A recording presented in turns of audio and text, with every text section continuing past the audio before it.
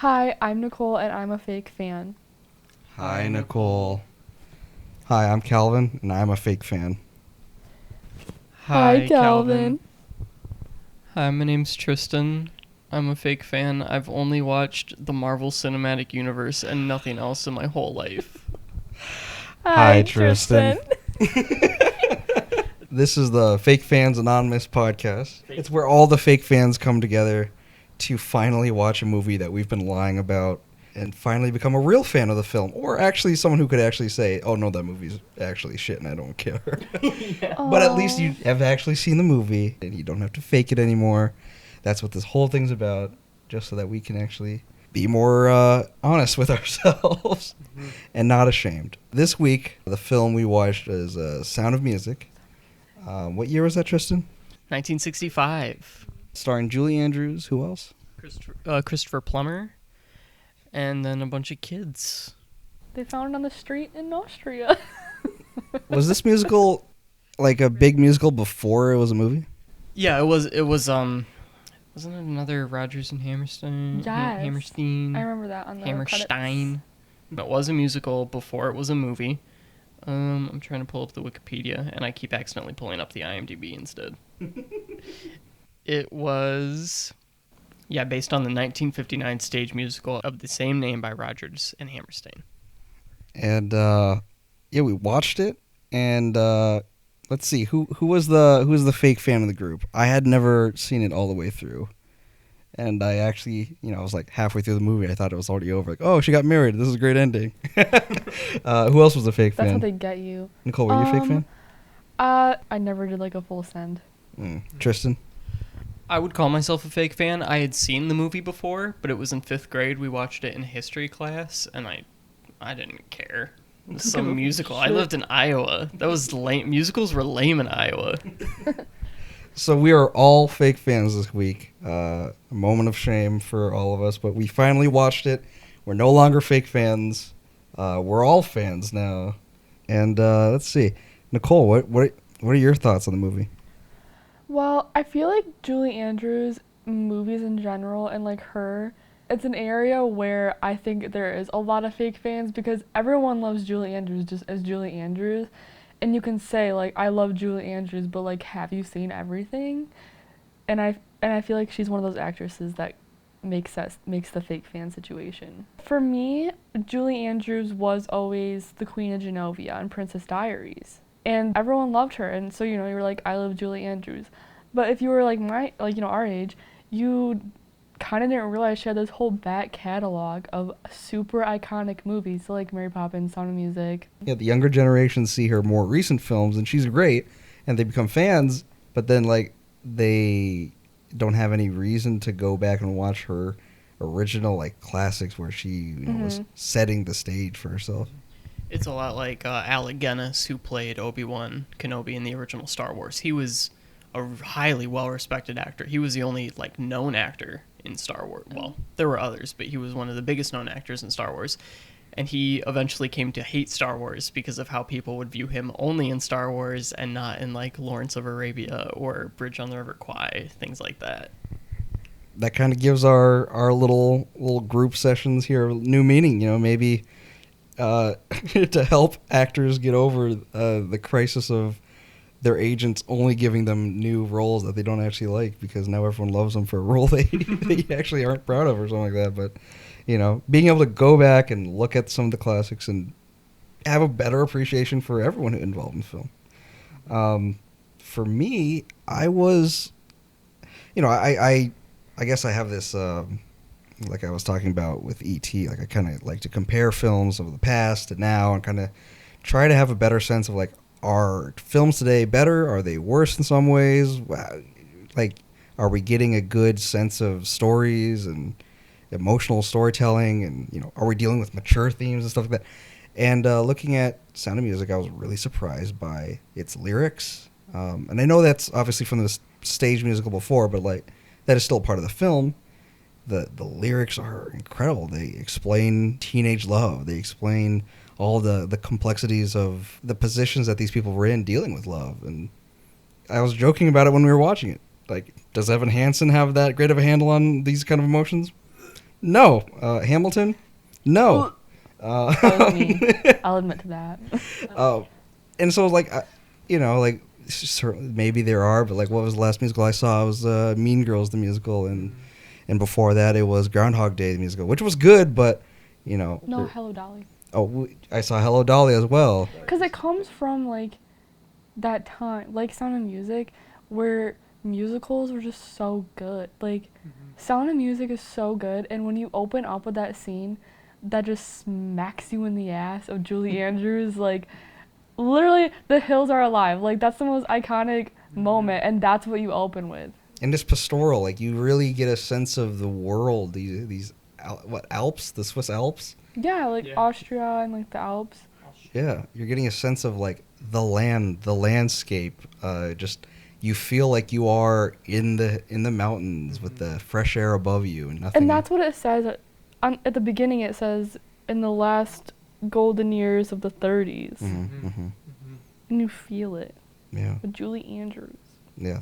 So yeah, that's what I was really taken aback by the film. I was just amazed by the lyricism, which when you think about it, the lyricism informs everything else when you're doing the musical. You are, how do you show these two teenagers who are, dancing in love? And You really like that scene, huh? You've been talking about it. That's a good scene. I just think like the lyricism, like it explains Yeah. this. Fun. You know how hard to describe that kind of feeling is. It's like it's, ooh, I'm so giddy and filled up with good feelings like that. Like how do you get that out into words? How do you get that out into words that can be sung and performed? That's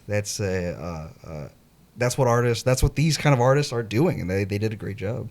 Tristan, what are your thoughts? So I went into it still. I mean, I love musicals. We were all, in some way, part of theater in high school. So I love musicals. I love old musicals. I love big, like, grandiose movie musicals, Hollywood musicals, Golden Age musicals. But I still went into this kind of like, oh, it's whatever. I was never super keen to watch Sound of Music again. I love, like I said, though, I still love the big musicals. But so I went into this just with fine expectations, just decent, nothing too extreme. And I really liked it for the same reasons that you guys mentioned, but also because I am such a softie. I love the family dynamic. There was the point that really sold me in the movie was, and it's a scene that stuck with me since we watched it, was when Captain Von Trapp originally tells Maria to leave because he doesn't like the effect she's having on the children, and then he walks in the house and all the kids are performing The Sound of Music themselves, and the look on Christopher Plummer's face I think was amazing. Just his switch from like huge hard ass father to like a soft loving parent. I thought that's the moment that sold me. And then the whole last like 30 minutes when the Nazis invade, it's when they're performing at the concert and then they're doing So Long Farewell, and every time the older kids leave, they like have this like one last look back at their parents, and I'm like, oh my gosh, it's subtle, but it's good because it made me like worried, even though I'd seen it before. I knew how it ended, but the tension at the end of the movie was so good. So it's my love of old Hollywood, my love of Hollywood musicals, and my softer family side all kicking in at once. He's a family man. Yeah. So that's what I thought about the movie. I thought it was really cute. It's a really beautiful movie about family overcoming, everything.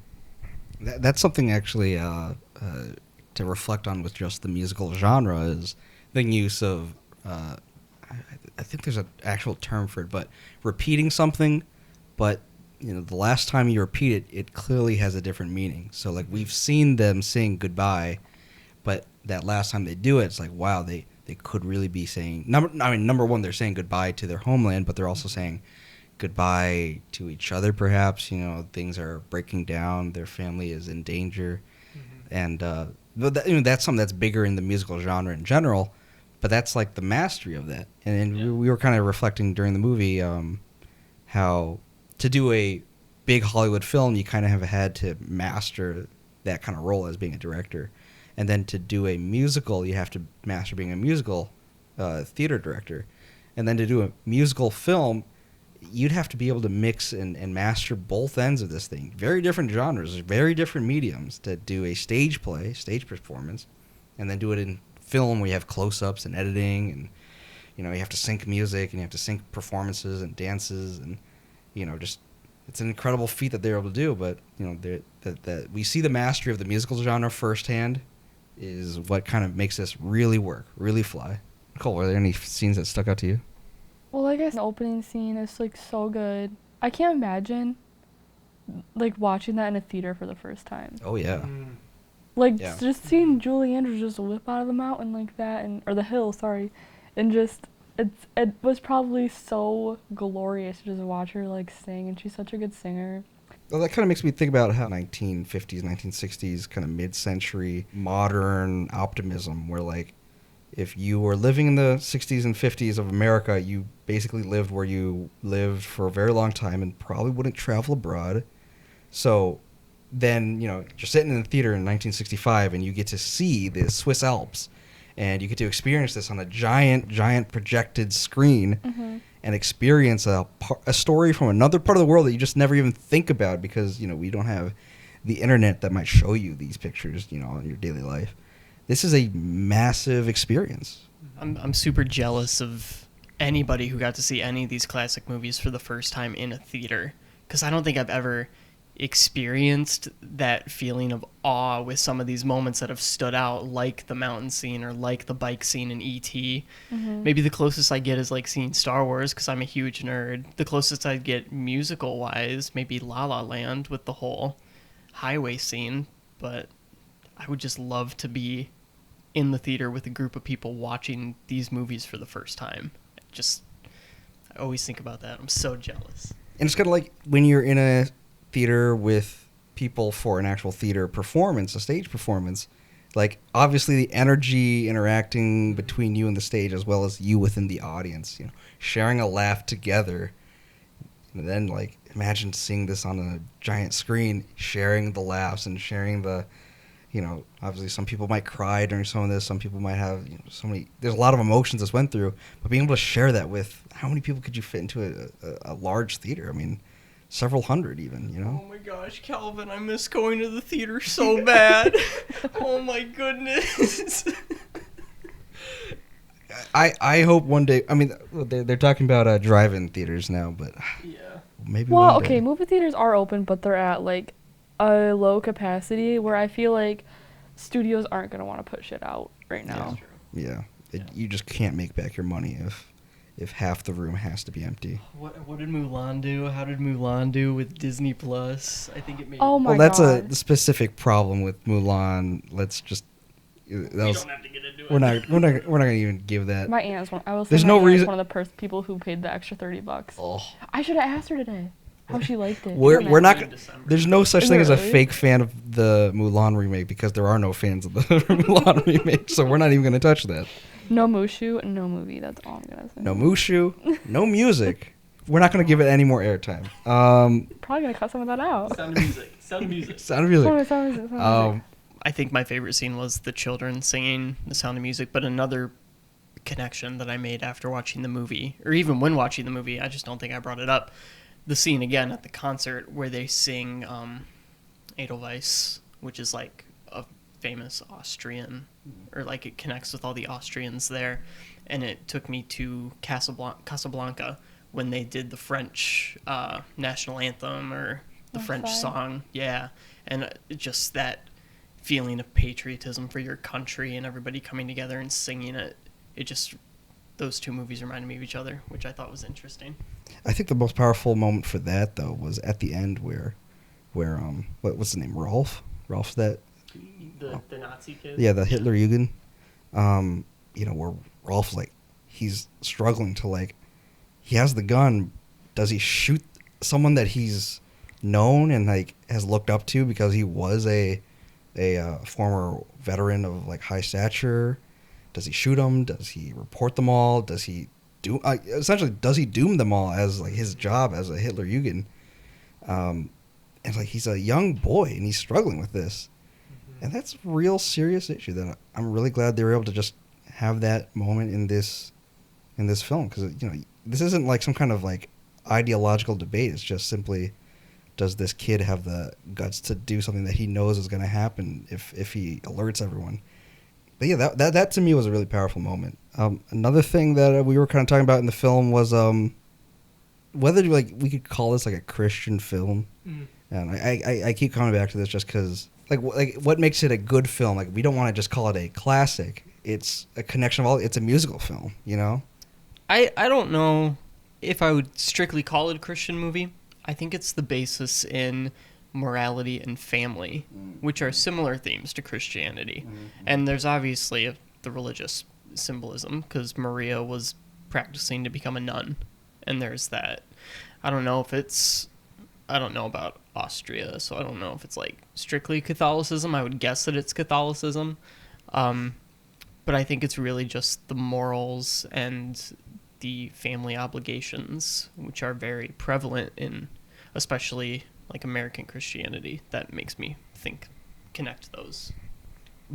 But as a kind of a counterpoint, like Maria comes back to the church, and the matriarch has to like tell her, like, being a mother of a family, being a wife to a husband is still a holy role, like that this is that they would explicitly say, like, you can still fulfill a holy role, a righteous role. It makes me think like that's why this is not just a thematically moral and family based film, but it's actually like a kind of explicitly a Christian, explicitly a Catholic film in that sense, Yeah. If I had to say like what I guess the theme is or whatever, I wouldn't say Christian, because I think that it's more of a movie of doing what you feel is right for yourself and not pushing against that, like Maria with being a nun. And like she knew, she just, everything before she decided not to be a nun just made her so upset, and she wanted someone to just like tell her what to do and like put her in a role as a nun. But then she had to like process, okay, I know I don't want that. I know I want to be with the captain. And then the captain, I feel like, went through that same thing where he just wants to be in his Navy, well, he was in the Navy, right? Yeah. He just wants to be in like the Navy role and like have his kids almost be his little sailors. And then he had to like come to terms with the fact that he didn't want to be that truly in his heart when he started singing with the kids The Sound of Music. So I feel like at least those two characters kind of went through something where they had to just like, they had to give in to what was right for them. That's what I think the theme is. Like giving into what's right for you. No, even though doing what you don't want to do seems easier.